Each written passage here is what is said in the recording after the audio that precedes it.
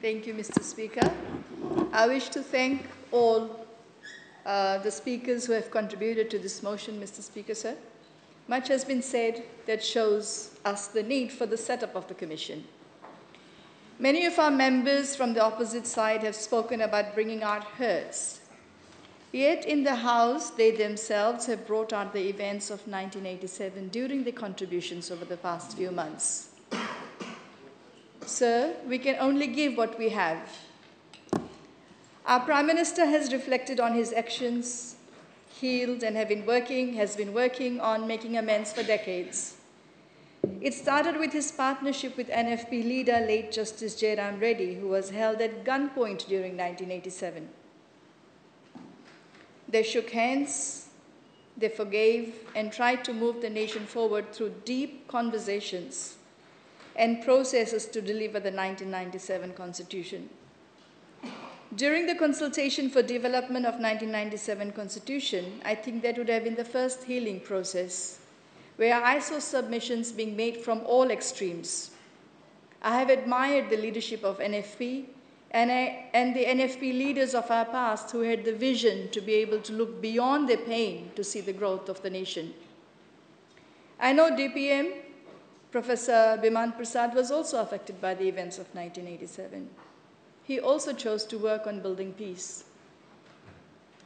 If you read the life of Gandhi or Nelson Mandela, people we all admire, we learn that path of peace and healing is much more difficult, Mr. Speaker, sir. It's much more difficult to walk on and requires a strength of character that's not easy. But I'm humbled to serve in this House with leaders who have chosen this difficult path. I admired the Prime Minister for his leadership during that time and devastated when I realized the nation was not ready to receive the gift of healing and working together. I know our Prime Minister was committed and kept working on peace building not only here but in the Pacific region, in particular Solomon Islands. More recently, Mr. Speaker, when I joined politics, I've been privileged to be in forums where Prime Minister has spoken his heart. I have seen in his eyes and in his voice a deep commitment to rebuilding the nation. I know he has been blamed for starting all the problems, and he has taken the responsibility and wants to do everything possible to leave this country a better place. The question I often ask myself, why is one person taking the blame? When this must have been a collective work, there were many people involved in 1987 and could have stopped him as well. But he received support for his actions. Why? For any plant to grow, the ground has to be ready. What were the reasons? Why was the ground ready for this plant to take root? What were the root causes? Have we dealt with the root causes? Maybe not, so we kept seeing political upheavals over the years. Isn't it time we studied these roots to try and eliminate them, Mr. Speaker, sir? Honorable Prime Minister, we can only give what we have. You have been a beacon of hope that you have taken the time to reflect, heal, and are ready to help the nation heal by answering the questions. After taking leadership of this nation, our Prime Minister has reminded us regularly to lead with kindness, not to be revengeful. Raise the bar for leadership and let love shine in all things we do. Mr. Speaker, the Prime Minister has changed the tone of this nation.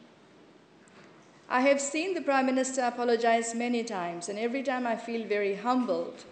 And as a leader and elder, I wish he would not do that anymore.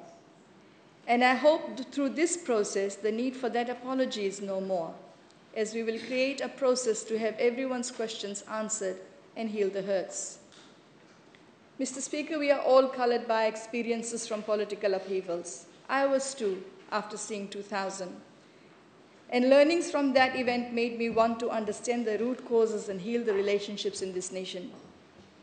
I had witnessed evictions, met rape victims, crime against my people, and I was feeling very pained on behalf of my people as I moved around most affected areas during the crisis of 2000. I was angry and blessed to join the peace process and took the time to look at my stereotypes, to look at the fears of the people, learn the concerns of the people, and realize that the communities are hurting. I'm very blessed that having the deep desire to work on healing of this nation, I have been given the opportunity to raise this motion. I would like to raise the issue of Vulangi that has been mentioned and has been all over media and raised in this House today, Mr. Speaker. I wonder those who have commented whether they have listened to the PM's speech, where he allegedly called us Vulangis. When I listened to PM's speech, he seemed he was speaking about himself being a guest in that space. He did not call anyone else Vulangi. He did not say Indo-Fijians, Melanesians, you are Vulangis. He used the word for himself. We are wounded, so we have taken that to hurt ourselves and create more divide instead of looking at the context in which it was spoken. And that's what the Commission can do. Heal us so we can look at the context. I remember when we visited Vau to attend the late Rakatuimbau's funeral with Ganamaramambal and Rakatuimbaketi. She explained to me that she's a Vulangi, a guest on the island, and there is a traditional door, our family we had to go to. They will announce our arrival to the chief of the land. It's a normal tradition. But maybe we have been wounded by past. Being called Vulangis in the past, we are still carrying the wound. The leaders have not healed. Who have not healed keep amplifying the pain, passing it to younger generation. When we are leaders, people hang on to our words thinking we must be telling the truth. But some of our truth is colored by our own experiences and our own pain. To do justice to the people, leaders have to heal themselves first. From what I've learned from Truth and Reconciliation Commissions in different parts of the world, including Solomon Islands, I strongly believe that we could move ahead for healing of this nation. Create peace for generations to come as we keep narrating to younger generation our pain of the past. 60% of this nation was not here in 1987, as mentioned by Honorable Koya. But young generation tells us stories of pain because that's how we've related it to them during our political campaigns.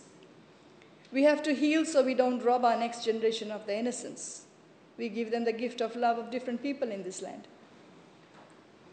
For that, we need humility to be able to tell the truth and be able to have the patience to listen, to allow time and space to heal. So no politician uses these painful events to further their political campaign, as we've seen in the recent past. I thank all the leaders who've contributed and plead with all members of this House to bless this nation with healing and support the motion to agree to establish the Truth and Reconciliation Commission. With genuine intent and right spirit, the Commission can deliver peace and healing because we have leaders committed to the process. Mr. Speaker, sir, through you, I wish to thank our Prime Minister.